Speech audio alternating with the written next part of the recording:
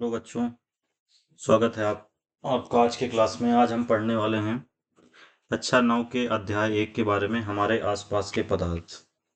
तो बच्चों, हमारे लिए सबसे बड़ा मुद्दा क्या है? पदार्थ। ये पदार्थ होता क्या है? तो इसे मैं आपको एक कहानी के माध्यम से समझाऊंगा। इसे हम अंग्रेजी में कहते हैं क्या? मैटर। तो पदार्थ क्या होता है? तो दुनिया में जो भी चीजें दिखती हैं वो क्या है? पदार्थ। इसे क्या है, वैज्ञानिकों ने अपनी भाषा में समझाया है, जिसे नाम क्या दिया है वैज्ञानिकों ने? पदार्थ। मैं बहुत ही आसान भाषा में आपको एक कहानी के माध्यम से समझाता हूँ, तो चलिए आइए देखते हैं। एक गांव में एक चिंटू नाम का लड़का रहता था। और अचानक से वो क्या है, जैसे बच्चे रहते हैं, बहुत ही क्यूरियस रहते हैं, बहुत ही क्वेश्चन पूछते हैं माँ से। तो बेचारा गांव में रहता था, तो उसने अपनी माँ से पूछा कि माँ, ये दुनिया किस चीज से बनी है माँ? तो माँ बोलती है कि बेटा, हमारे आसपास जो भी चीजें हैं उसे हम क्या कहते हैं? पदार्थ। क्योंकि उसकी माँ क्या थी? वैज्ञानिक। तो थोड़ा सा उसको टेक्निकल वर्ड में समझाई, बोले पेन है, पेंसिल है, कुछ भी सामान है तो वो क्या है? पदार्थ है। तो फिर उसकी माँ अचानक से डेफिनेशन दे देती है, इसको अपने को याद करना पड़ेगा, फिर आगे हम पढ़ेंगे कि कोई भी चीज जो स्थान घेरती है और जिससे में द्रव्यमान होता है। स्थान घेरती है मतलब कि जैसे हमने यहाँ पे ग्लास को रखे जमीन में, ये कहीं पे भी, तो इसने क्या है, इतना स्थान घेर लिया। और क्या है, ग्लास क्या है? भारी है, वजन है ग्लास में, है ना? ग्लास में वजन है और ये भारी है, तो इसने क्या कर लिया? स्थान घेर लिया। तो ये क्या है? पदार्थ। पेन है, पेंसिल है, टेबल है, कुर्सी है, हर चीज क्या है? पदार्थ। तो कुछ चीजें तो समझ में आई उसको और कुछ चीजें माँ की नहीं समझ में आई। तो वो पदार्थ के बारे में सोचते हुए सो गया। अब हम अगर दिन में कोई चीज सोचते रहते हैं तो हमको रात में सपने में आती है। तो अचानक से चिंटू सो रहा था, तो उसे क्या दिखी? एक परी। सोते हुए परी दिखी और एक दरवाजा दिखा। तो परी ने बोला उसको, चिंटू को, कि चलो आ जाओ, मैं तुम्हें पदार्थ की दुनिया दिखाती हूँ। तो अब हम पदार्थ की दुनिया में अंदर एंटर करते हैं। परी ने उसको तीन चीजें दिखाई। क्या क्या दिखाया? पत्थर दिखाया, पानी दिखाया, और क्या दिखाया? एक गुब्बारा, हवा दिखाया। पत्थर, पानी, हवा। तो उसने बताया कि बताओ चिंटू, इन तीनों चीज में एक समानता क्या है? तो चिंटू ने क्या बोला कि ये तीनों में वजन है और ये तीनों क्या कह रहे हैं? स्थान। तब उसको समझ में आया कि ओ, सब कुछ पदार्थ है। तो पदार्थ हमारे तीन तरह के होते हैं। क्या होते हैं? Solid, liquid, gas. सॉलिड मतलब हो गया ठोस। ये क्या हो गया? द्रव। ये क्या हो गया? गैस। सॉलिड मतलब ठोस रहती चीजें, और द्रव मतलब थोड़ा सा लिक्विड टाइप, पानी की तरह रहता है। ये गैस क्या है? हवा। फिर क्या हुआ? अब परी ने थोड़ा सा और जादू कर दिया। तो उसने जूम कर दिया, जैसे पत्थर है तो पत्थर को जूम किया, तो पत्थर के अंदर ऐसे ऐसे कण दिख रहे थे, पूरे जुड़े हुए कण दिख रहे थे इकट्ठा। फिर उसने क्या देखा कि ये जैसे ठोस है, ये द्रव है, ये गैस है।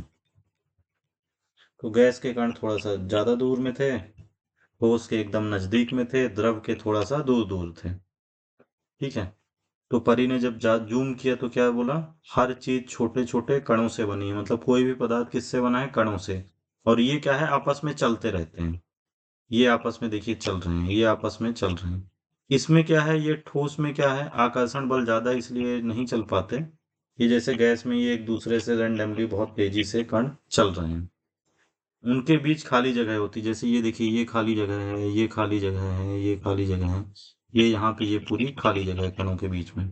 वे एक दूसरे को खींचते हैं।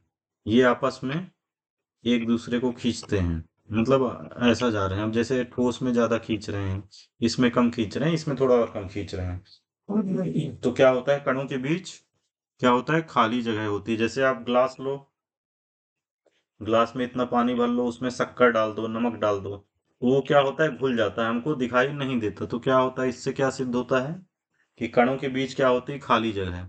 कण क्या होता है, हमेशा गतिशील होते हैं। जैसे आप अगरबत्ती जला दो घर में, तो वो क्या, उसकी खुशबू चारों तरफ फैल जाती है, हल्का हल्का धुआं लग होता है। तो क्या होता है, कण क्या होता है, गतिशील भी होते हैं।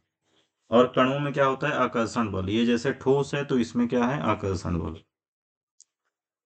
अब तीन अवस्थाएं जो मैंने आपको बताई कि ठोस, द्रव और गैस। तो ठोस को हम क्या कहते हैं, मजबूत मोहन, क्योंकि इसके कण बहुत आसपास हैं और इसका क्या है, आकार निश्चित है, मतलब ये इसको हम बदल नहीं सकते। आकार और आयतन दोनों निश्चित है। फिर द्रव का क्या है, आकार बदलता रहता है। जैसे मान लीजिए ग्लास है, इसको आप कटोरे में रख दो, इसको आप उठा के कटोरे में रख दो, तो ये ऐसा हो जाएगा। तो इसका क्या हुआ, आकार तो बदल गया, पहले ग्लास के आकार का था, फिर क्या हुआ, कटोरे के आकार का हो गया। तो ये क्या हुआ, इसका आकार तो बदल गया, लेकिन आयतन, मतलब ये जितना पानी है, पानी में कोई बदलाव नहीं है, पानी तो उतना ही आ गया। तो ये क्या हुआ, इसका आयतन निश्चित हो गया। अब गैस क्या होता है, उड़ता गोलू। ये क्या है, मजबूत मोहन, बहती बिंदिया और उड़ता गोलू। उड़ता गोलू का कोई आकार ना, आकार निश्चित है ना आयतन निश्चित है, मतलब ये गुब्बारा है।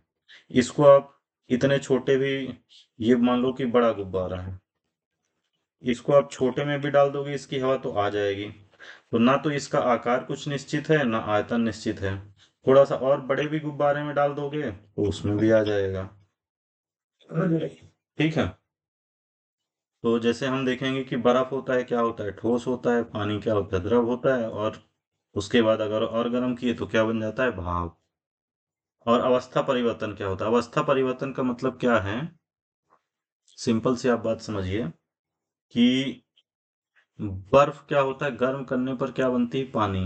पानी क्या होता है, गर्म करने पर क्या बनता है, भाप। और ठंडा करने पर फिर बर्फ क्या बन जाता है, पानी क्या बन जाता है, बर्फ।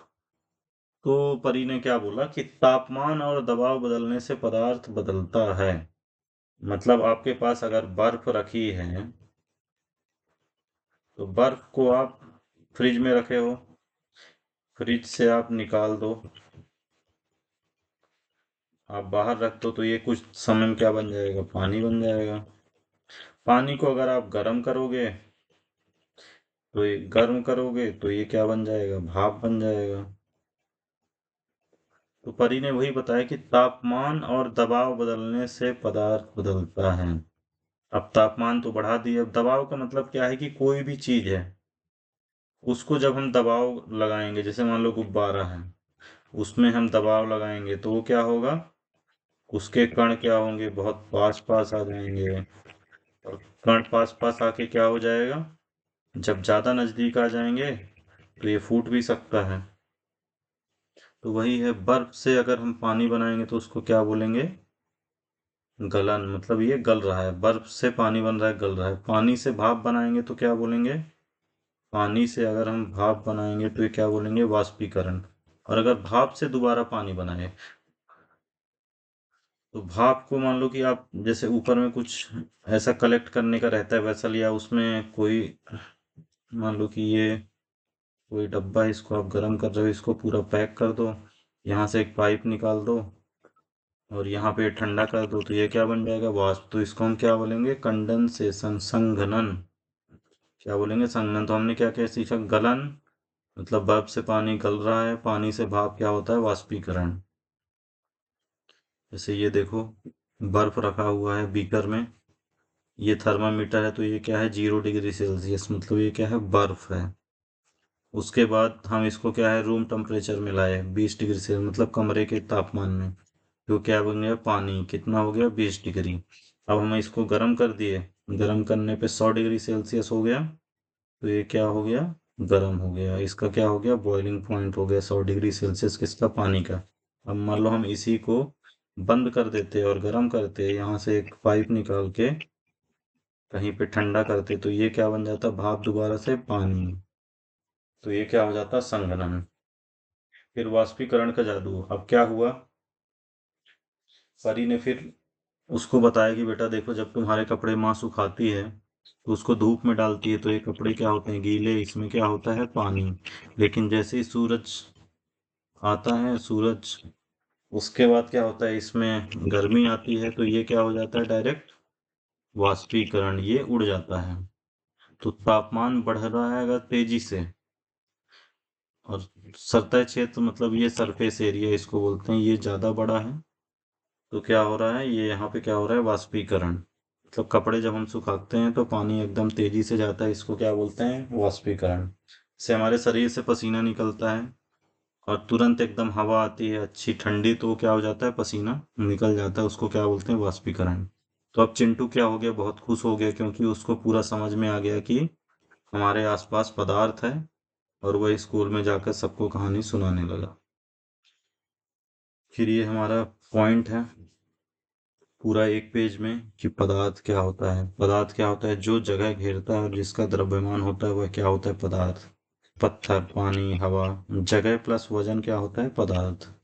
फिर उसके बाद कण। कण क्या होता है, सभी पदार्थ छोटे छोटे कणों से मिलकर बने होते हैं, आंख से नहीं दिखते।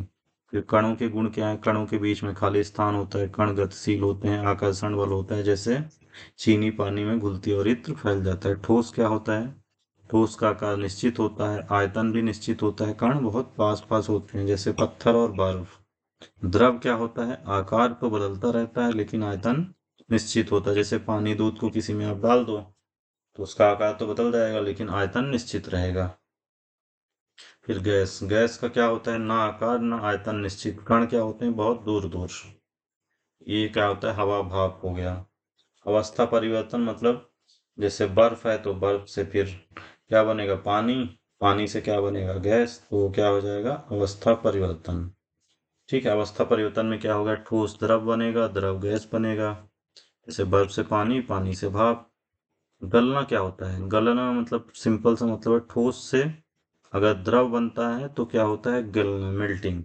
उबालना क्या होता है, बॉइलिंग, मतलब द्रव से गैस बनेगा तो क्या हो जाएगा, उबलना। संघनन क्या होता है, अगर गैस है उससे द्रव बन जाए,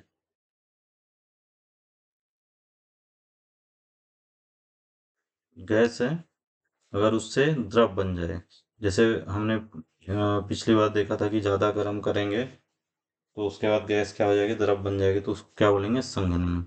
फिर जमना क्या हो जाएगा, द्रव को ठोस बना दे, जैसे पानी को बर्फ बना दे, तो क्या आ जाएगा, जमना हो जाएगा, फ्रीजिंग। वाष्पीकरण क्या है, जैसे कपड़े सुखा रहे हैं तो धीरे धीरे क्या है, द्रव क्या है, डायरेक्ट गैस में बदल जाएगा। वाष्पीकरण के कारक क्या क्या हैं, क्या क्या कारण से वाष्पीकरण होता है, तापमान, हवा, सतह क्षेत्र मतलब कितना एरिया है, जैसे ज्यादा गर्मी है तो जल्दी सूखेगा कपड़ा। ठंडक प्रभाव क्या होता है, वाष्पीकरण में ऊष्मा लेता है, पसीना ठंडा करता है, ये भी क्या है, वाष्पीकरण। Thank you.